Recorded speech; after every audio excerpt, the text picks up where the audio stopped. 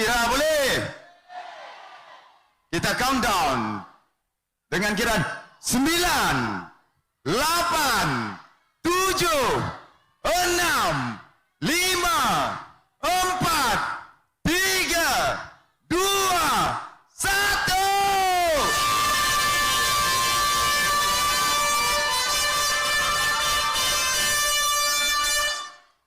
Itulah pelepasan acara yang acara 10 yang telah pun dilepaskan tadi.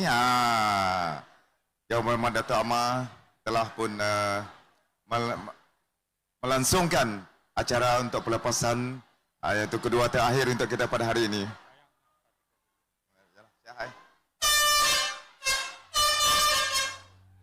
Okey. Itu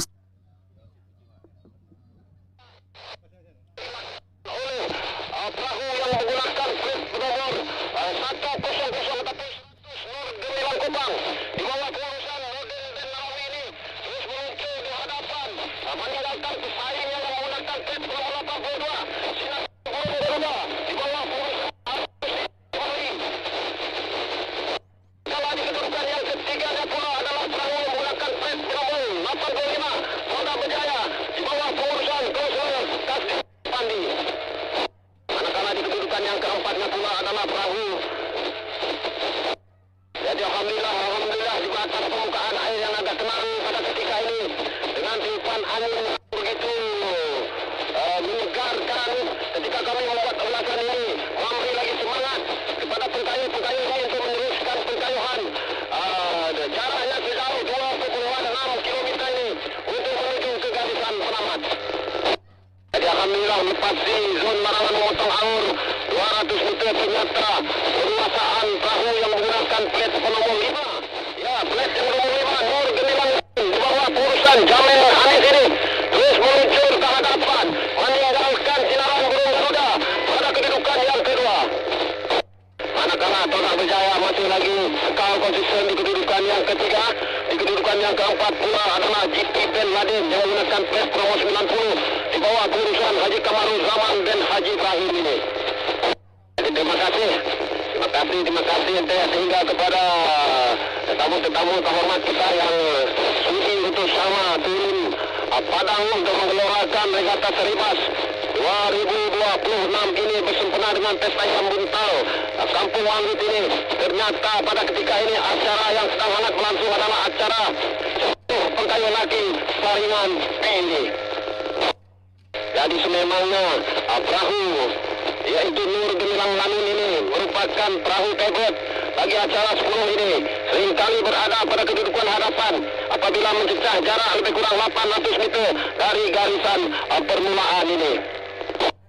Sememangnya jarak sejauh ini memang begitu meletihkan para pengkayuh-pengkayuh ini kerana sememangnya acara ini begitu memberi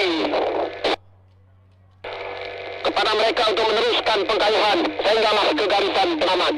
Ya, di bawah pancaran matahari yang begitu menyinar di bumi Manggut ini sekitar jam 4 petang lebih ini memberi lagi semangat motivasi untuk mereka untuk meneruskan pengkayuhan tanpa mengira penat dan lelah.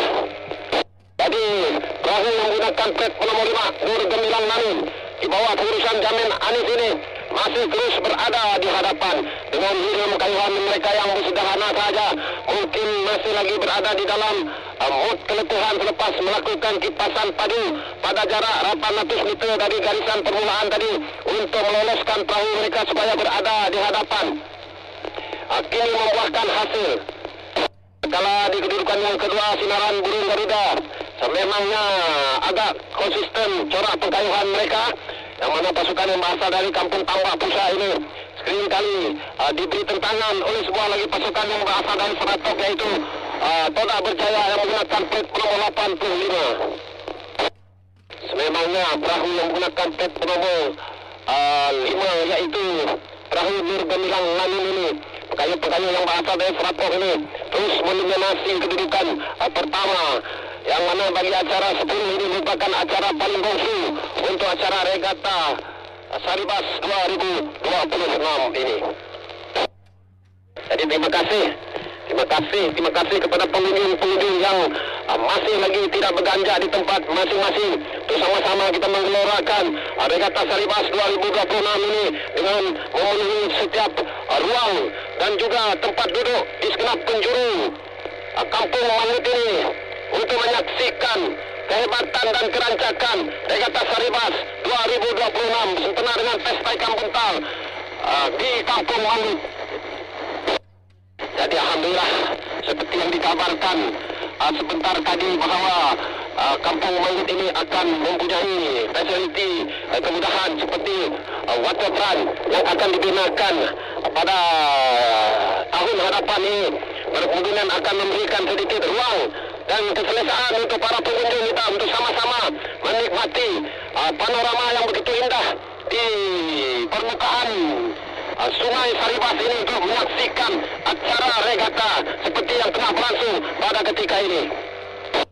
Jadi masih lagi Nur Gamilang Namin yang menggunakan plate nomor 5. Senangnya pengurusnya Jamin Anis ini agak lega kerana pada ketika ini mereka berjaya meninggalkan sinaran burung Garuda di bawah pengurusan Haji Nusi bin Jemali ini berada pada kedudukan yang kedua. Memangnya bagi acara 10 begini, kedudukan demi kedudukan perahu-perahu yang sedang berlomba boleh kita ibaratkan seperti anak itik yang sedang berenang kerana kedudukan satu sama lain agak jauh. Manakala di kedudukan yang keempat pula adalah perahu GT Ben Laden. Di kedudukan yang kelima pula perahu yang menggunakan pet nomor 97 Putri Dang Esah Tandang Sari berasal dari Kampung Kalok Pusat ini di bawah pengurusan Ketua Kaum Rizwan Ben Azmi ini. Dan di kedudukan yang ke-6 pula adalah perahu yang menggunakan pet nomor 100 Nur Gemilang Kupang di bawah pengurusan Nordin bin Narawi ini. Jadi alhamdulillah melepasi 1.8 lebih kurang 1.8 km ini ternyata di bawah pancaran matahari yang begitu bersinar sekali. Sememangnya corak pengkayuhan yang diperagakan oleh pengkayuh Nur Gemilang Lamin itu begitu menarik sekali. Memang agak selesa berada di kedudukan pertama, meninggalkan sinaran burung Garuda berada pada kedudukan yang kedua pada jarak lebih kurang 30 meter. Dan di belakangnya pula adalah perahu Todak Berjaya yang menggunakan plate nomor 85. Di kedudukan yang keempat masih lagi GP Ben Laden.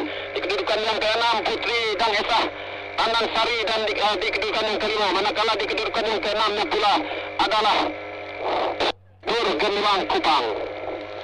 Jadi berbaki lebih kurang 600 meter saja lagi menuju ke garisan penamat. Maka akan kelihatanlah kelibat perahu-perahu yang sedang meneruskan perjuangan walaupun di dalam mod keletihan yang begitu melanda.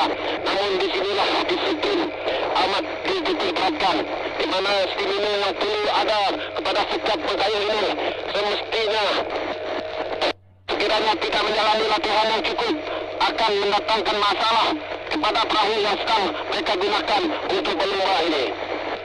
Jadi ternyata pada ketika ini sinaran burung Garuda mulai mengubahkan ritme pengkayuhan mereka seakan-akan mahu mengejar perahu yang menggunakan plate nomor 5 Nur Gemilang Lamin ini untuk merampas kedudukan, tetapi agak mustahil kerana adan penamat hanya tinggal lebih kurang 400 meter sahaja lagi.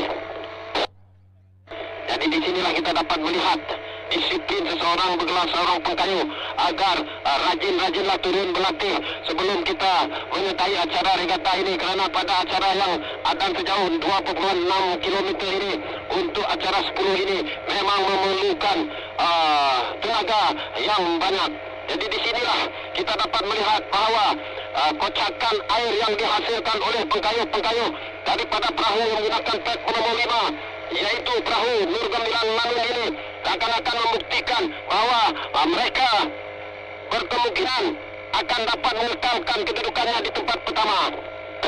Tetapi dari tempat kami membuat ulasan ini kelihatan jelas burung Garuda ataupun sinaran burung Garuda mulai melebarkan sayapnya untuk berterbangan memintas perahu Nur Gemilang Lamin ini. Adakah berhasil? Kerana garisan penamat hanya tinggal lebih kurang 400 meter sahaja lagi. Jadi sekiranya momentum pengkayuhan dan bertenaga yang dihasilkan oleh pengkayuh sinaran burung Garuda ini berkekalan, berkemungkinan mereka akan berjaya memintas Nur Gemilang Lamin yang berada pada kedudukan yang pertama.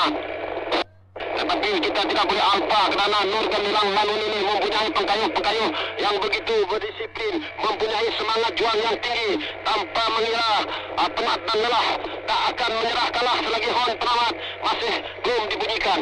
Tetapi dapat kita melihat anjakan perahu yang menggunakan plat nomor 82 ini, iaitu sinaran burung Garuda ini semakin merapatkan kedudukan. Adakah berhasil taktikal yang mereka gunakan untuk memecut pada jarak lebih kurang 100 meter kaki desan penamat ini? Sama-sama kita perhatikan, sama-sama kita lihat bahawa di sinilah apabila mendengar teriakan di sepanjang tebingan waterfront Kampung Maut ini, memberi lagi semangat motivasi kepada pengkayuh-pengkayuh ini untuk meneruskan pengkayuhan bertenaga, untuk dipamerkan kepada peminat-peminat yang memberi sokongan tanpa membelah bagi kepada mereka ini. Namun berhasilkah Nur Gemilang Lanun ini meneruskan momentum bertenaga dari segi kayuhan kipasan padunya untuk menuju ke garisan penamat? Namun hanya otopini sajalah yang akan menentukan perahu manakah yang dahulu menjejah garisan penamat. Dari sudut kami Muhammad Ulasan ini ternyata amat sukar untuk dikenal pasti adakah perahu sinaran burung Garuda ataupun perahu Nur Gemilang Lanun yang berada di kedudukan pertama. Jadi untuk di kedudukan yang ketiga pula, betul-betul di hadapan grandstand itu, yaitu Toda berjaya. Manakala di kedudukan yang keempat pula adalah perahu GP Ben Laden, dan di kedudukan yang kelima sememangnya agak jauh ke belakang dan sukar untuk dikenal pasti perahu manakah yang berada di kedudukan 5 dan juga ke-6.